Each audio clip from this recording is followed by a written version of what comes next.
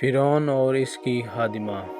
حضور اکرم صلی اللہ علیہ وآلہ وسلم شب معراج میں بیت المقدس کی طرف جاتے ہوئے مصر کے قریب ایک مقام سے گزرے تو انہیں نہایت ہی اعلیٰ اور زبردست خوشبو آنے لگی۔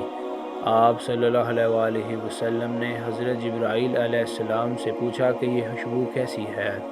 جواب ملا کہ فرعون کی بیٹی کی باندی مشاطہ اور اس کی اولاد کی قبر سے آ رہی ہے۔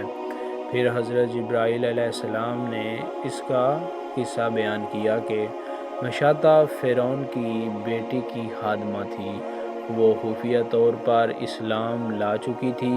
ایک دن فرعون کی لڑکی کو کنگھی کرتے ہوئے اس کے ہاتھ سے اتفاقاً کنگھی گر پڑی۔ وہ اٹھانے لگی تو اس کی زبان سے بے ساختہ بسم اللہ نکل گیا۔ اس پر شہزادی نے کہا کہ تو نے آج عجب کلمہ بولا، رب تو میرے باپ فرعون ہی ہے، تو پھر تو نے یہ کس کا نام لیا ہے؟ اس نے جواب دیا، فرعون رب نہیں بلکہ رب وہ اللہ ہے جو مجھے اور تجھے اور خود فرعون کو روزی دیتا ہے۔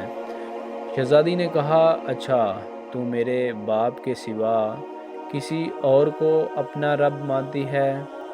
اس نے جواب دیا، ہاں ہاں، میرا، تیرا اور تیرے باپ رب سب کا رب اللہ تعالیٰ ہی ہے۔ شہزادی نے اپنے باپ سے کہلوایا۔ وہ سخت غضبناک ہوا اور اسی وقت اسے برسر دربار بلاوا بھیجا اور کہا، کیا تم میرے سوا کسی اور کو اپنا رب مانتی ہے؟ اس نے کہا کہ میرا اور تیرا رب اللہ تعالیٰ ہی ہے جو بلندیوں اور بزرگی والا ہے۔ فرعون نے اسی وقت حکم دیا کہ تانبے کی جو گائے بنی ہوئی ہے اس کو خوب تپایا جائے، اور جب بالکل آگ جیسی ہو جائے تو اس کے بچوں کو ایک ایک کر کے اس میں ڈال دیا جائے، آخر میں خود اسے بھی اسی میں ڈال دیا جائے۔ چنانچہ وہ گرم کی گئی۔ جب آگ جیسی ہو گئی تو حکم دیا کہ اس کے بچوں کو ایک ایک کر کے اس میں ڈالنا شروع کرو۔ اس نے کہا، بادشاہ ایک درخواست میری منظور کرو، وہ یہ کہ میری اور میرے بچوں کی ہڈیوں کو ایک ہی جگہ ڈال دینا۔ اس نے کہا، اچھا، تیرے کچھ حقوق ہمارے ذمہ ہیں، اس لیے یہ منظور ہے۔ اس کی دونوں بچیاں اس کی آنکھوں کے سامنے اس میں ڈال دی گئیں اور وہ فوراً جل کر راکھ ہو گئے۔ پھر سب سے چھوٹے کی باری آئی جو ماں کی چھاتی سے لٹکا ہوا دودھ پی رہا تھا۔ فرعون کے سپاہیوں نے اسے گھسیٹا تو اس نیک بندی کی آنکھوں تلے اندھیرا چھا گیا۔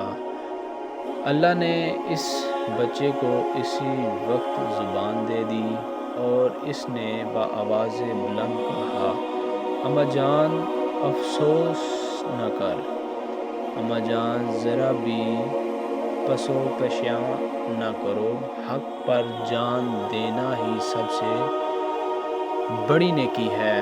چنانچہ انہیں صبر آ گیا، اس بچے کو آگ میں ڈال دیا گیا اور آخر میں ان کی ماں کو بھی اسی آگ میں جلا کر مار دیا۔ یہ خوشبو ان کی مہک سے اس کی جنتی محل سے آ رہی۔ Please like, subscribe and comment.